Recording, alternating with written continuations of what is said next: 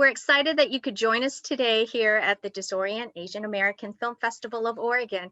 I'm Pamela Kwan, the Executive Director, and we really receive a lot of great submissions of short films at DisOrient. My next guests are filmmakers who really stood out to us because they have fresh voices, unique storytelling, and their contributions to broadening the portrayals of Asian Americans and Pacific Islanders really caught our eye. I'm really pleased to introduce the filmmakers of the shorts program, Emerging Voices. Representing the film I Sound Asian is writer, producer, and director Jeff Fong. We have An Object of Merit with producer and director Amanda and Min Wong. We've got Refrigerate After Opening, writer and director Kevin Ung.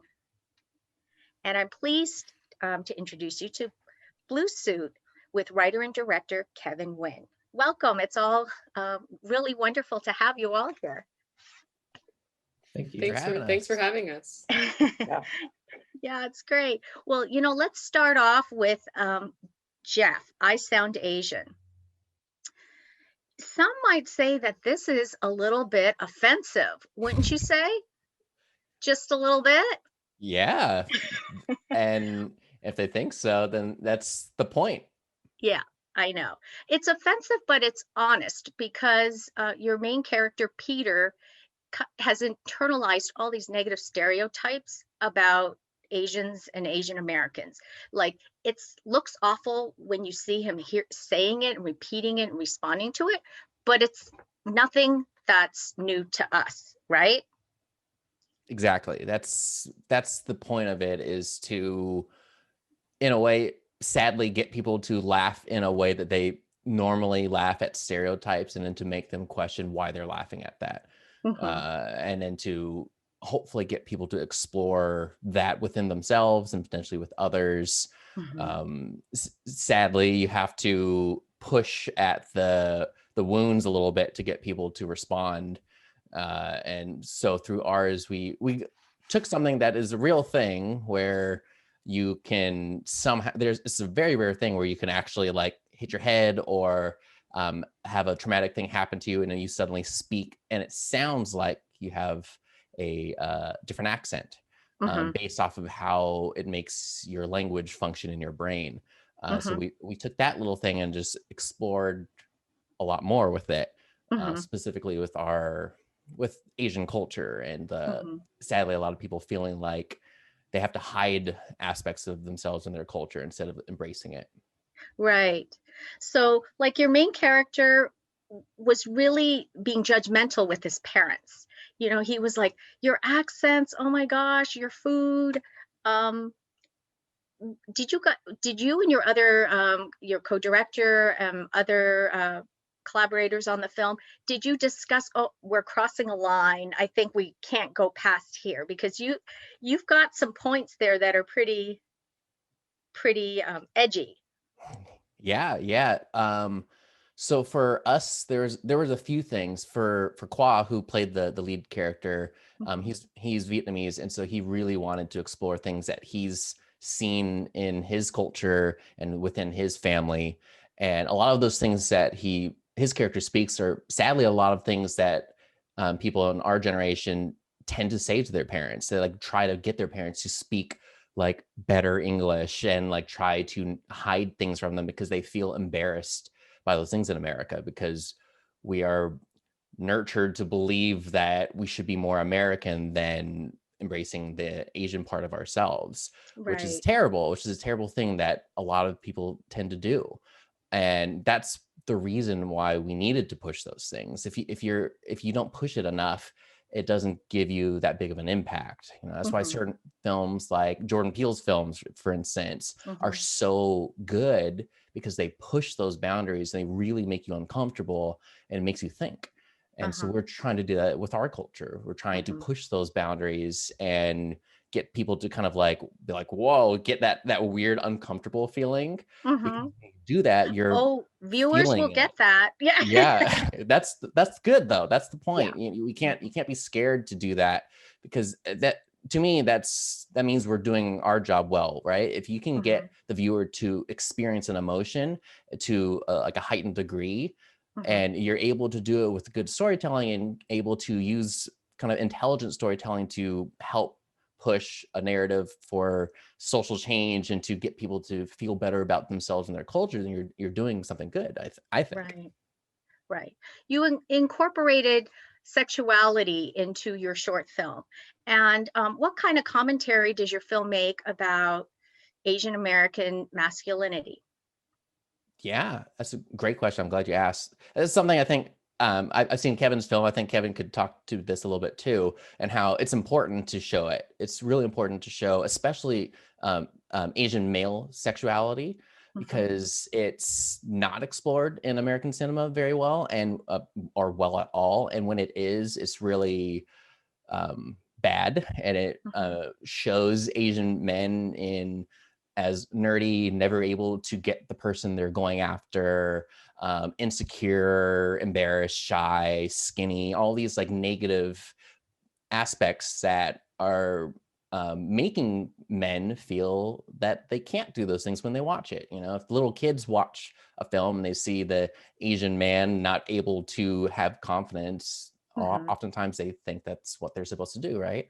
And Hmm. so we wanted to change that and make it not only just all over the place in this film, but like Hmm. kind of acceptable, right? And make Hmm. it not like he's questioning us. Like he never questions it. It's never like a, oh, can I do it? It's just Hmm. part of his life, because it's part of a lot of Asian men's life.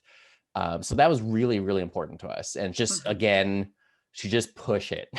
We're Hmm. like, push it as far as you can I go, know. because why not? You know, we need Right. to. Yeah. So are you also seeing out there, in the industry, what are you seeing in terms of roles and do you see some change for Asian American male roles? Yeah, especially because there's so much conversation around it now, which is really good. Because I've been making films for a while, and I made a feature film back in 2013, and back then when we would go to festivals, you would have these like small little groups of people trying to talk about how do we do better, and we're all like, no one Oh. else is talking about this. I don't Uh-huh. know. And so now at least there's so much more conversation about it, and there's so many bigger films out there, and there are a lot more Asian men, which is good to the point of our film, that are Mhm. being sexualized in like a good way, though, you know, at least. Mhm. But there's more conversation, especially when festivals like this talk about it, and bigger films incorporate Asian Americans in non-stereotypical ways, Mhm. and like kind of especially for American films where it's just an American story and they just happen to be Asian that are in Mhm. it. That's really important.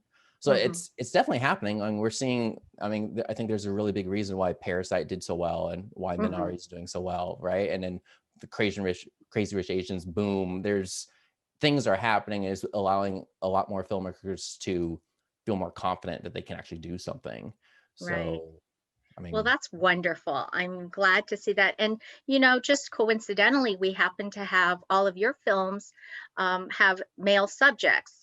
So we have kind of a broad range of representation of Asian American males just in this shorts program. Let's thank you, Jeff. yeah, thank And you.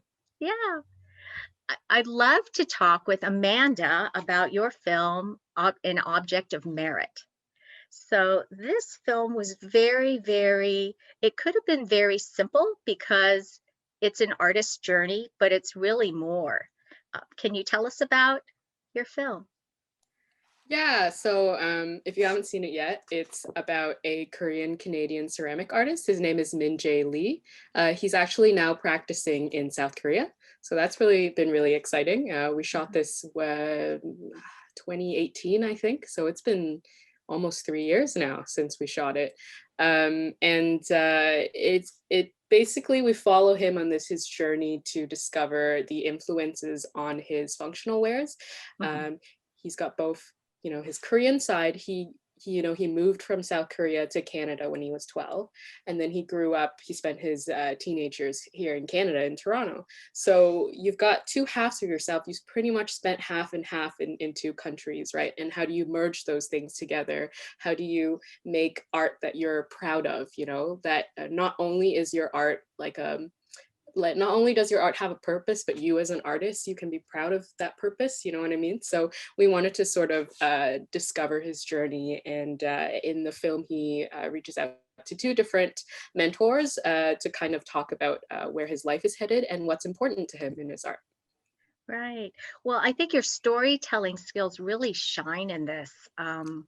It's very quiet, but I think every single film in this festival can relate to Min Jae's journey. I really liked that his identity is really reflected in his artwork. Yeah, totally. Like, even when you look at his functional wares, his pots, they're a mix of both styles. They're influenced by Asian ware, but they're not strictly Asian. And he's trained in a very sort of North American pottery practice with production potters. So he sort of melds those together to create a really interesting hybrid, I think. And I first found him on Instagram, actually. I was scrolling Really? Instagram, and I was like, whoa, this guy's cool. And it's so funny that you mentioned that it could be a simpler doc, because I was actually hoping for it to be a simpler doc. I wanted to make a short, simple doc, get in, get out.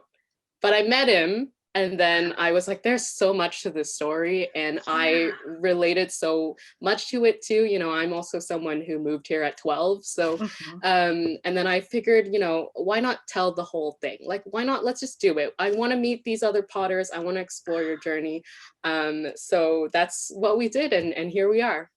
It was beautiful. Well, I'll tell you, I have a daughter who's probably about to hit the same journey that Min Jae did. And so it was very meaningful to me as a parent of an artist or a future artist to, and she's gotten those messages. I think I think all artists question, am I good enough? Should I be doing this? What's trendy? If I'm not following the trend, do I still stay true to myself, or do I need to change? And I think it was really well done.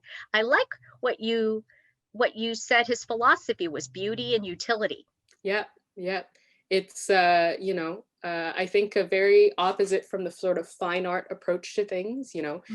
Just because something isn't on display in a museum or something doesn't mean that it's not an object of merit, right? Beauty comes in the way that we use these things. And when we use a bowl, it might not look glamorous, but it becomes beautiful to us as we use it every day. The beauty is personalized. So I think that's something really big about his philosophy that he was into.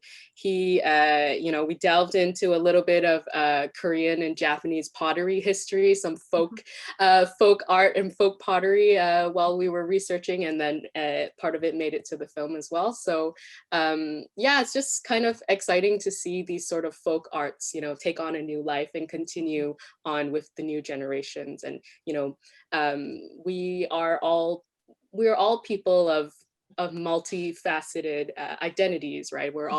We all bring each part of that into our art. So I hope that people enjoy it and they can relate to it as well especially here in North America, I think. Oh yeah. Yeah. Thank you. I think it was just so well done, and I hope Min Jae got to see it and really liked his story. Oh yeah, he was asking me if I come back to Toronto now, am I going to be famous? You might be. Because his face was, we were part of this other festival in Toronto, and one of the big newspapers here called Toronto Star, on the front of their business paper, there are two parts of the paper, the main and the business one. His face is plastered on the front of this business paper. And he was like, are people gonna, like, is it safe for me to watch? I'm like, it's safe, don't worry. You're on the front of the, but he's very excited about all these success. And he's got to look out for I was going to say he's got to look out for paparazzi now. Right? Yes. I was like, I got to watch out. You have experience in working on TV productions, and you're also a musician. So, and I think if people saw those items highlighted about you, they wouldn't imagine this film coming out of you. So I think that's what's so cool about you is you're more than meets the eye. Oh, thank you so much. It's really nice of you to say. Sure. Well, thank you for taking a moment, and I'd love to chat with Kevin Ung. Kevin, how are you? Hey, I'm good. How are you? Good, thanks. Now, how dare you make a film with no dialogue? What were you thinking? Refrigerate Um, after opening. yeah. How'd you come up with the concept? God, I don't know. I was actually I got a USC, and it was actually during a writing class, and I was just trying to think of a story, and I think I've always liked kind of fantastical stories, and I wanted to kind of just do one, and so I was just throwing out a bunch of ideas, and I was looking around the house, and I like looked at things, and I saw my fridge. I was like, maybe I can use this ordinary everyday object to tell a story that is not ordinary at all. And I think it was just Yeah. sort of genesis from this. It's not. I don't think there's anything more complicated than that. It was just I was like, wow, this could work. I think. It was Yeah. brilliant. I have to say it was brilliant. That was a cute little refrigerator. Um, you played with aspect ratio and lighting and color. Can you talk about that? Yeah. So the film has a very specific, I mean, style to it. I think I've always been drawn to very visual storytellers. I think when I was growing up, I think Guillermo del Toro was one of my kind of favorite directors, just because of how visual he is and coming from special effects. And yeah, so with this film, it's without giving too much away, I guess it starts off in a 1x1, so it's a square, and pay attention to it, and you'll see it sort of change throughout the film. And I won't say any more, but you know, as the character you see changes, you will see the aspect ratio change. And I think it's just me loving this medium, this form, and things you can do with it that you can't do with other forms of art. And although I'm telling, I feel like quite a simple story. I mean, sort of simple story. I feel like you can do a lot with the medium to sort of invoke feeling in people. So also through color, through lighting. There's a lot more contrasty in the beginning, as you notice, and it gets less contrasty later. The colors will change from, it goes from kind of, at the end you'll see a lot of yellows. You won't see as many in the beginning. So I mean, you'll definitely see a lot going on visually, I think, if you just look at it. And I try not to overstate things. I know like the aspect ratio thing is like, whoa, okay, that's definitely there. But you know, I try to play with that as much as I can, just because I mean, I have the opportunity. I think why not? Because why not stretch this medium as far as I can? Right. So that was just my thing, and things like my little playground to Yeah. Well, you know, you also, I love the music. It was almost a character. How did you get that music? Yeah. Oh my God. So this was a journey. So we're very lucky at USC to have a complimentary music scoring program in the School of Music, and I had met a guy named Theron K. And so we didn't really meet each other too much in the beginning, but then I was like, okay, he sounds cool. I'm gonna use him. And he was like a former baseball pitcher, so I was like, okay, I like baseball too. So we connected, and then essentially I told them sort of what I was thinking, and then so I first get the music. I'm like, oh my God, this is not what I want. I was like, oh no, how do you say, what do you say at that point? I didn't know. I had like a deadline. I was like, oh my God, what am I gonna do? So my girlfriend used to play music. And I was like, I'm gonna ask her how to speak music because I had no clue what to say. So, and she was not with me at the time. So we were doing this through like Zoom, or we were video chatting. And so she was like listening to this like composed music, and she was telling him things, and I can't repeat them to you because I don't know what they're talking about. But I was trying to tell her things I wanted, and she was translating that into music terms. Got it. So we literally had a day to score this overnight, basically. One day? I was like praying. I was like, oh my God, please, please, please let this score work. Uh-huh. Because if not, I don't know if this is gonna work, because like it's that score is very important to the film. And very luckily, and I think thank God for both of them. They especially they pulled it off. And yeah, Theron just did a great job. And he actually, after that, he got to do this Marvel spot just very recently. So so really happy for him. And yeah, it was just a Great. crazy experience to do to do It, that actually. it worked out. I mean, I'm kind of surprised to hear that it was hit or miss and it could have gone awry, but Right. you got it. Right. Yeah. Yeah. That was great. I think when it comes down to it, you just do as much as you can, and just be as scrappy as possible, and Yeah. then you get it done. Well, it was very well done. So thank you for making that film. Yeah, of course. I would love to talk with Kevin Nguyen about your film, Blue Suit. You have your character go through a process of self-discovery through experiencing falling in love. And who can't relate to that? I think everyone remembers just that one crush where you're obsessing about everything, and you are self-conscious, you're overthinking it, you've got dialogues going in your head. So take it away, Kevin. Tell us about Blue Suit. Yeah, I mean, Blue Suit is a story that was loosely based off something that happened to me in my life.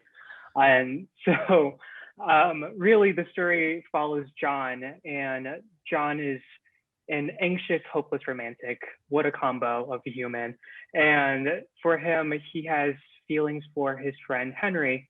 However, Henry's moving away the next day. And so John only has one night left to profess his feelings for him. And just when he's about to do so, a surprise going away party happens for Henry. And now we follow John's journey throughout this film on him wondering if and when he'll get an opportunity to actually confess his feelings to Henry before the night is over. Oh my gosh. And I mean, I think it feels like it's very personal when you say it's drawn from your own experience. Did you feel like you had to get it perfect? Yes, actually, like I spent a while sitting on the script, and I started writing it because I wanted to process my feelings and how strongly I felt for this person in my life. And because it was so personal to me, I sat on the script for a while. It was not a good script when I first wrote it. And then I took a short break, revisited it, and then I just broke it down in the parts I really wanted to be at the forefront to tell this message. And really at the core of Blue Suit is a message of growing up and coming of age, in the sense of like that intersection between what you need and what you want. You know, like oftentimes we want things, but is it right for us? Is it what we need in our lives? And John is really faced with that dilemma throughout the film. And your casting, how did you go about getting your actors? Yeah, we were very scrappy, and we used all of the, of course, like casting websites and whatnot. But I am just thankful that I'm really like relatively well connected within the LA Asian American scene. And so I just put out a lot of blasts on social media. I asked my friends if they knew friends. And from that, we just pulled like a lot of folks who could fit the roles that we wanted. It's funny because Ivan is actually a friend of a friend, and Ivan plays John. And we actually met at a birthday party years ago, but we didn't really know each other. And then when he submitted his self-tape, I was like, wait a second, I know who you are. And so that was really neat. And then the funny thing about Henry, who's played by Andrew, I knew him, I don't even remember, but like we're already friends, and he had submitted. I was just like, oh, it's Andrew, I know you too. And the thing with Henry's role, it was a lot harder to find someone who fit Henry's personality. And Andrew did it so wonderfully, but my film is like a queer Asian American film. And because we weren't sure who Henry would be quite yet before we landed on Andrew, one night, actually, my friends and I, we decided to go to West Hollywood, which is a gay neighborhood here in LA. And we were like, okay, let's go to the club and hand out like these little pieces of paper with the casting information. Like, we're casting for Henry. Do you know anybody? And so we were like in there scoping out like just everyday like queer Asian American men. Like, hey, are you an actor here? Like, do you want to put in your casting tape or whatever? And that's what we did. That is awesome, because I think Ivan nailed it. He was so good. He was very emotional. I mean, you felt everything. It was on his face. He's just a great actor. So it was nice that he was able to show his chops in your piece. Yeah, Ivan is just phenomenal. Yeah, so you did well there. What would it have meant to you if you were 10 years old and you had seen Blue Suit? You had gotten to see a film like this. Yeah, I mean, you're really hitting at like why I even wanted to make this film, and that like I started this journey of writing this film in processing my feelings, but what evolves from it was really understanding that we don't get to see a lot of queer Asian media portrayed in a way that is grounded and relatable, and that like we've all gone through the feelings of having a crush and thinking, do they like me, do they not like me? And we just don't have enough of that out there. And for me, if I had seen Blue Suit as a 10-year-old, I feel like it would have done wonders for me in seeing like, oh my gosh, like I'm seeing myself reflected in a way I've never been able to see myself. And that really is like my big mission in inclusive storytelling, and that like if one individual is able to watch this film and just feel empowered and authentic in their own story and they want to share their story, then I feel like I've done my job. Right. Well, I have to say, when I was watching it, it really hit me because, well, everyone on the screening committee, we loved it. And then we realized we don't really see this like we think we do. We're barely talking about it.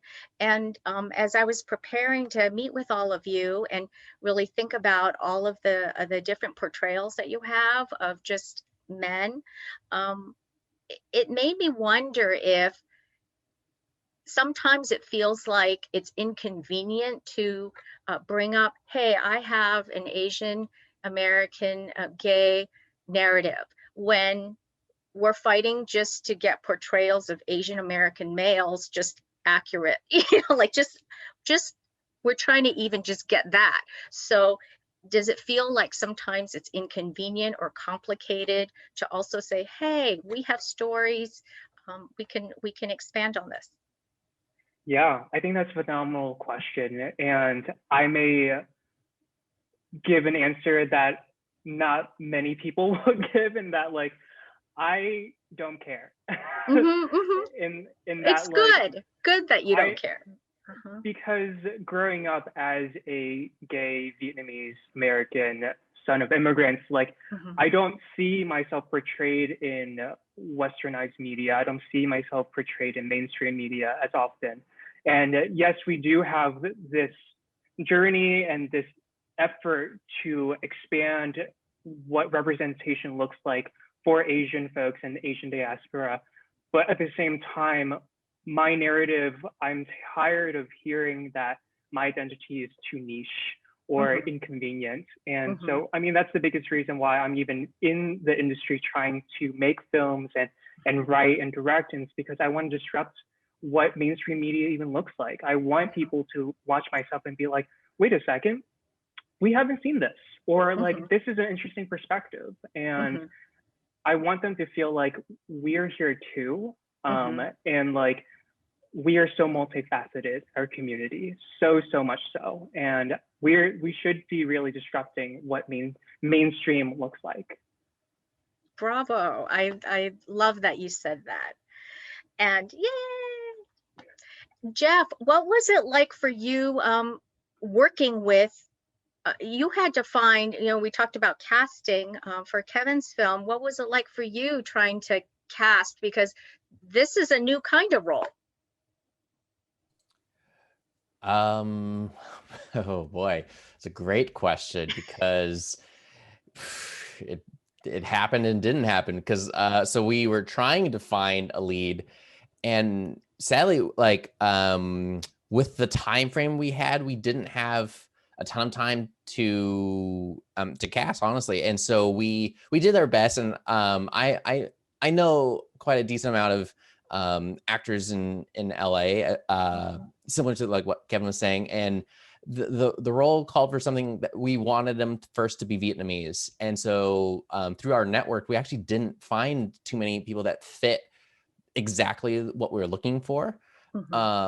And we didn't have too much time to really pursue a few of the options that seemed like maybe they could have been good further. We had to like kind of hurry up and move a little quickly. And so because we're meeting a very specific deadline. And in one of my past films, Qua, who plays the lead in our film, he just played like a tiny little role because him and I have been friends for a really long time. And he's not an actor. He's always been pursuing directing. He's never acted before, and he played like a tiny role in this other film. And when he did that, I was like, "Hey, Qua, you're a natural. You're good." And I always remember that. So when it was time to do this film early on, I originally asked him to be the DP, and then he was like, "That's cool, but I would love to direct, though." I was like, okay. I was like, we got to do everything we can though, because we're really close friends. And so, I've heard of horror stories. I've heard of all sorts of things of people having a hard time co-directing. And I was like, that's the last thing I would want for my good friend. And so I was like, we just have to have some rules to make sure that we don't have any problems, And so, and then early on I said, I think you could play this character. Like, you're Vietnamese. This is a lot of what you want to explore and talk about. And I think you could do a good job. He's like, yeah, but I want to direct. So long story short, couldn't find someone that fit better than him. It was kind of just like trying to make someone else work instead of just being like, Qua, you are better for this. Like, this is for you. Like, you need He's to hysterical, I have to say. He's hysterical. You could tell him I said so. Yeah, I will. Yeah, he was phenomenal. And he like, it was the most fascinating thing was because there's accent things. He has to like use a fake accent in this, and that was hard for him because I mean, he speaks Vietnamese fluently, he speaks English, and he has worked very hard over time. And so like you could see where some parts of the story cross lines. He's worked very hard to have no accent, and so he's like, in a way, like the perfect person for this, because he now has to make that accent, and like in a not too stereotypical, but kind of, it's bizarre. And so that was like his biggest stress, was getting that right to the exact way we wanted. And then the rest of them kind of just came through different contacts. I think Qua found one or two of the parents through a Facebook group specifically for Vietnamese actors. They were good. Yeah, everyone was phenomenal. We got really lucky. Yeah, I appreciated that your parents were actually pretty spunky. They weren't, they held their own, and they were funny too. Oh, they were awesome. They knew each other ahead of time too, which is great. And that was also part, like, we really didn't want to portray this stereotype of Asian parents who just only want the best for the kids, will be super stern and won't have much of a personality. Sadly, a lot of Asian parents are portrayed in that way, of like super strict and they're just angry all the time. It's like, that's not most of our parents. My dad's the biggest goof you'll ever meet. I'm half Chinese, half Italian, and so my dad's the Asian one, and I get all my humor from him. He's the most spunky person ever. So like, and his parents are really goofy too. So we were like, give them personality, So, and they really got that. And then Stacy, who is our lead actress, she's also a filmmaker too. And so we had a lot of actresses show up for this, quite a lot. So that was the one we were focusing on quite a lot, since we had so many. So if I could go back, I would have liked to give us more time somehow to try and see what other Vietnamese Asian male actors were out there. Well, next project.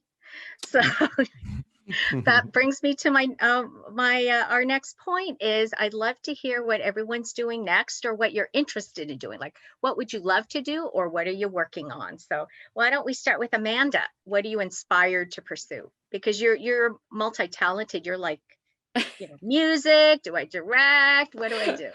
I do everything. I'll keep it simple. I'm working on a new short film. Currently working on, writing for grants, financing, that kind of thing, gathering up the money to pay folks. It's called Roses Flowers, and it's sort of like this very dreamy interpretation of, okay, actually let me start over.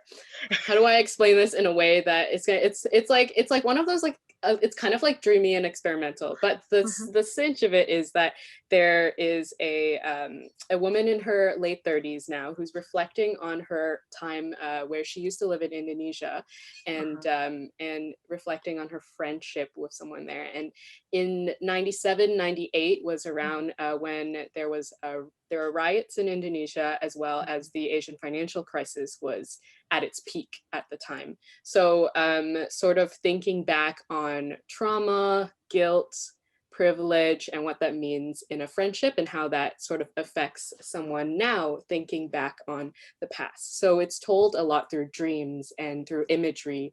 And I'm very excited to share it with everybody if we get the money. So fingers crossed. So okay, we'll be pulling for you. That sounds wonderful. Thank you. And Kevin Ung, you've had past success actually getting distribution with a past short film, didn't you? Yeah, so that's pretty rare. And so where do you go from there? How do you top that? How did you do that, by the way? Oh my God, that's a long story that I don't have time for. But basically, I went to UCLA for undergrad, and I had just gotten rejected from UCLA Film School, and so I was really bitter. And I was like, I'm gonna leave and go study abroad. So went to Hong Kong, and somehow, like, it's a long story, but somehow I got this grant to make a film, and I was like, this is my one chance. So I had never been to Hong Kong. I didn't speak Cantonese, anything, and I was like, I'm gonna make a Hong Kong film. And so I made this film inspired by my Hong Kong action heroes, Hong Kong movies, and I'm Cambodian American. And so it's just, but I think growing up in the States, if you want to look up to heroes, you're going to look at those movies as this young, impressionable Asian American kid. Right. And so I went to Hong Kong and made this movie, and I was like, I'm going to make this as best I can. And so it's this comedy action. And I guess it did okay. I think after someone saw it at the LA Pacific Film Festival, I got like an email or a call, and then they're like, "Hey, we're interested in getting this film." I'm like, that's I have no crazy. I was like, well, bravo, great for independent film festivals, huh? Yeah, exactly. I think we should all be supporting independent film festivals, I think. So what's next for you? I have to keep it sort of under wraps, but it's a film. So I'm a Cambodian American, and there's a very personal story that has to do with my parents and many Cambodians, and also Vietnamese people's, Laotians as well, Southeast Asians, history during the Vietnam War era. Wow. So mine is particularly about the Cambodian, around the time during the Cambodian genocide. Also deals a lot with science. I cannot tell you what that part is because I think it would give it away. Yeah. But it's it's a very science heavy film, which is very, I think, odd, because I think people wouldn't expect that from this. But I think I really want to tell the story. I used to be one of one Cambodians at USC. Now I'm one of two. And so I think when you think of when they say Asian American, I think they kind of have a specific idea, but then I don't know if they can really discern that there are different kinds of Asians. Right. So you mean besides Chinese, Japanese, and Korean? Right. Yeah. I mean, I think so I'm like, oh, do you know any Cambodians, or do you know what happened there?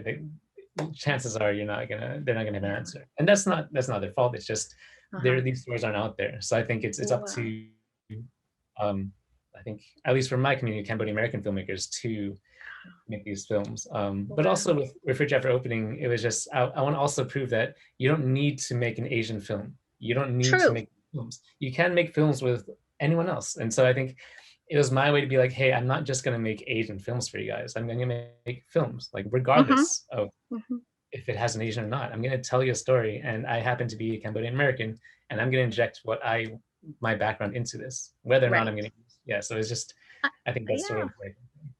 I'm glad you said that, because that is one of our submission criteria. You know, it's in front of the camera, behind the camera, but open to all types of filmmaking.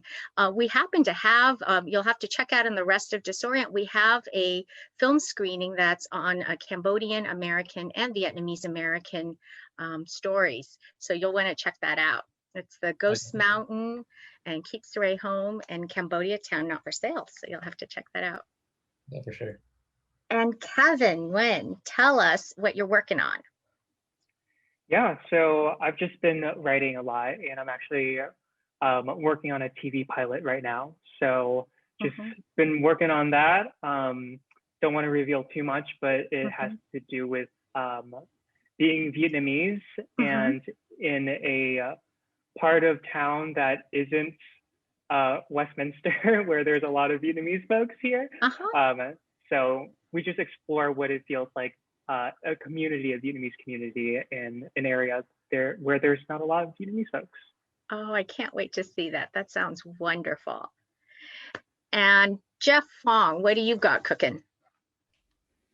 What I would like to make is the feature that I spent like the last 4 years writing. I tried pitching it a few different times, just haven't found the right connections, haven't found the right people to get that one made. That's been like my passion project for a long time.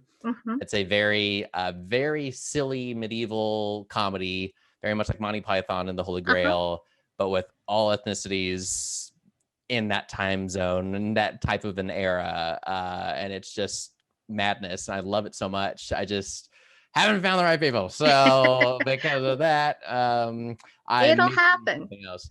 Yeah, well, I'm, taking matters into my own hands. That's why I wrote something else in the meantime, as I'm continuously trying to get that one made. So that one's called Pal's Quest for the Silly Woman. And until I can get Pal's Quest made, I'm making something else. There's a feature version, but I'm making a short in a way as like a proof of concept. It's called The Witch in the Box, which is also a little silly, but it's a very dark comedy. It's all just one shot from inside of a box looking out, and takes place in like a fantastical forest where people come to this witch asking her to do crazy things. And that sounds hysterical. She does or doesn't. So yeah.